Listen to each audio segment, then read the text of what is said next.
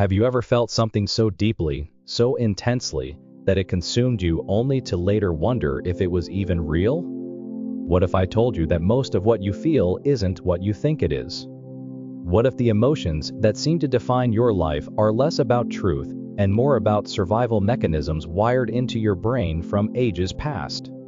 Let's start with something relatable. Picture the last time you were angry, really, truly angry. Maybe someone cut you off in traffic, or a coworker threw a sharp comment your way. In that moment, your blood boiled, your fists clenched, and you felt that heat rising in your chest. But here's the question: did you choose to feel that anger? Or did it just happen to you like a reflex you couldn't control? The reality is, most of our emotions aren't conscious choices. They're the work of ancient brain systems, built not for pondering truth, but for keeping you alive. Your brain's primary job is survival, and it's been doing that job for millions of years. It reacts faster than your conscious mind can process sometimes before you even know what's happening. Studies in neuroscience back this up. Your brain's emotional centers, like the amygdala, can trigger reactions in milliseconds. Long before your prefrontal cortex, the part responsible for rational thought, catches up. By the time you say, "I'm angry," your body's already in gear, heart rate spiking, muscles tensing, adrenaline pumping, ready for fight or flight.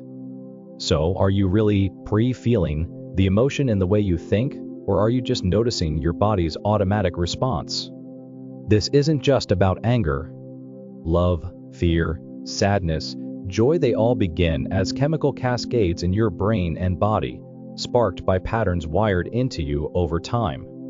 And here's where it gets wild: those patterns aren't entirely your own. They were shaped by your childhood, your parents, your culture, even your ancestors.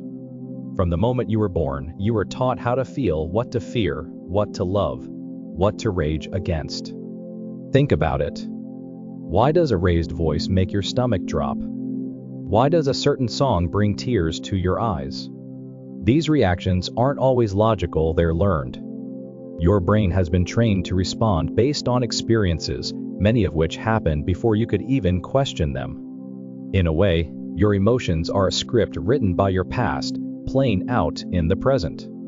This can feel unsettling.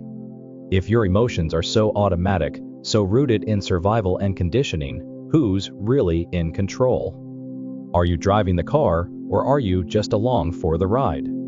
But here's where it gets interesting and empowering. You are not your emotions. You are the one observing them. That moment when you say, "I feel sad," or "I'm furious," who's the I? Is it the sadness itself? The anger? Or is it the part of you noticing those feelings, the part that's aware? Ancient philosophers, from the Stoics to Buddhist thinkers and modern psychologists, from Carl Jung to Daniel Kahneman, have all pointed to this truth: there's a gap between what happens to you and how you respond. That gap is your power. It's the space where you can choose, where you can decide who you want to be instead of letting your emotions dictate your actions. This doesn't mean you need to suppress your emotions or become some emotionless robot. Far from it. Emotions are part of being human. They're signals, messengers from your brain trying to tell you something. But they're not always accurate. They're not always the truth. The key is to see them clearly, to understand what they're trying to say without letting them take over. Think of emotions like the weather. Some days are bright and sunny, others are dark and stormy. But no matter what's happening, the sky is always there, vast and unchanging. You are the sky.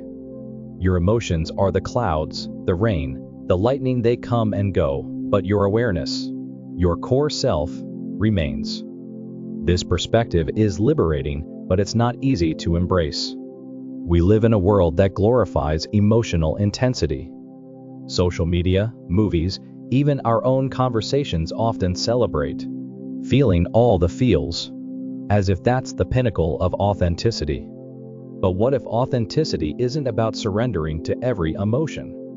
What if it's about seeing them for what they are: temporary, conditioned responses and choosing which ones to act on? Let's dig deeper. Why do emotions feel so real, so undeniable? Part of it is biology. When you feel fear, your body releases cortisol, your heart races, and your senses sharpen. When you feel love, oxytocin and dopamine flood your system, making you feel warm and connected. These physical changes are so vivid, so tangible, that it's easy to mistake them for the whole story. But they're not. They're just the body's way of preparing you for action, not a definitive statement about reality. And then there's the modern world, which amplifies this emotional chaos. We're no longer running from predators or fighting for survival in the wild.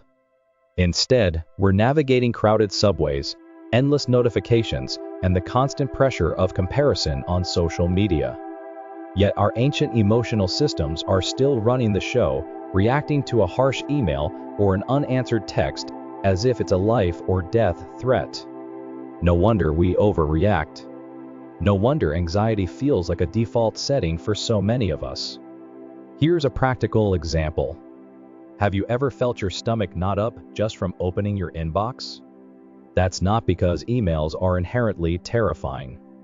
It's because your brain has learned to associate that action with stress, maybe from a bad work experience or the pressure of deadlines.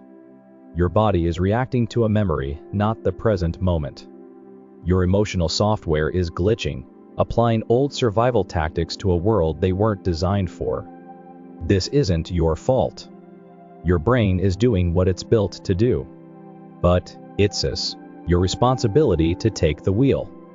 Because if you don't, your emotions will keep driving, and they're not always headed where you want to go. So how do you start? How do you move from being a passenger in your emotional life to being the driver? It begins with awareness, simple, deliberate awareness. The next time an emotion hits you, try this exercise. It's not complicated, but it's transformative if you stick with it. First, pause.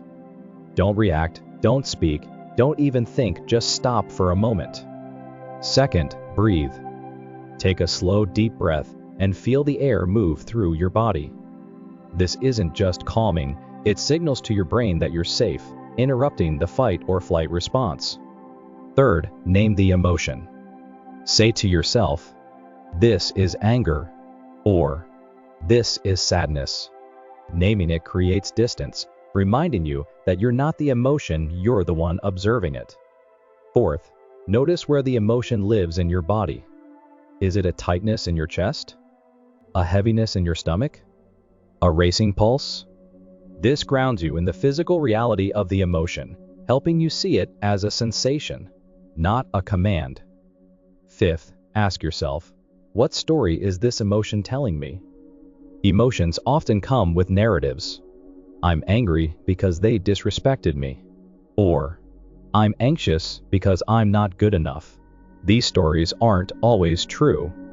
They're interpretations, often rooted in past experiences or cultural conditioning. Question them. Is this story fact, or is it just a habit of thought? Finally, decide, do I need to act on this emotion, or can I let it pass? Sometimes, emotions point to real problems that need solving, an injustice to address, a boundary to set. Other times, they're just noise, like a car alarm going off for no reason. The more you practice this, the better you get at telling the difference. This exercise isn't about denying your emotions. It's about understanding them. It's about seeing them as messengers, not masters. And the more you do this, the more you'll notice something profound. Most emotional pain doesn't come from the feeling itself, but from your resistance to it. Think about it. When you feel sad, what makes it worse? It's not just the sadness, it's the voice in your head saying, "I shouldn't feel this way," or "Why can't I snap out of it?" When you're angry, it's not just the anger, it's the obsession with what the other person did, replaying it over and over. Resistance turns pain into suffering. Acceptance dissolves it. This is what Buddhists call the second arrow. The first arrow is the pain inevitable part of life. The second arrow is the suffering we add by fighting the pain, judging it, or clinging to it. You can't always dodge the first arrow, but you can learn to stop shooting the second. This practice doesn't make you cold or detached. It makes you conscious. Emotional maturity isn't about feeling less, it's about reacting less blindly. It's about responding with intention instead of being swept away by impulse. Let's use an analogy. Think of your emotions as traffic. Some days the roads are clear, other days it's gridlock.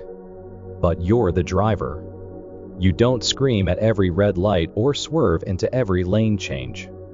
You slow down, you wait, you navigate. Emotions are the same. Feel them, learn from them, but don't let them take the wheel. When you start living this way, something shifts. You stop just surviving your emotions and start shaping your life. You move from reaction to reflection, from chaos to clarity. And that's where peace begins, not a peace that depends on everything going your way, but a peace that comes from knowing you're in charge, no matter what.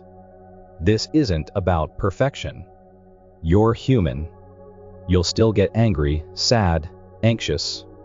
You'll still have moments where emotions catch you off guard.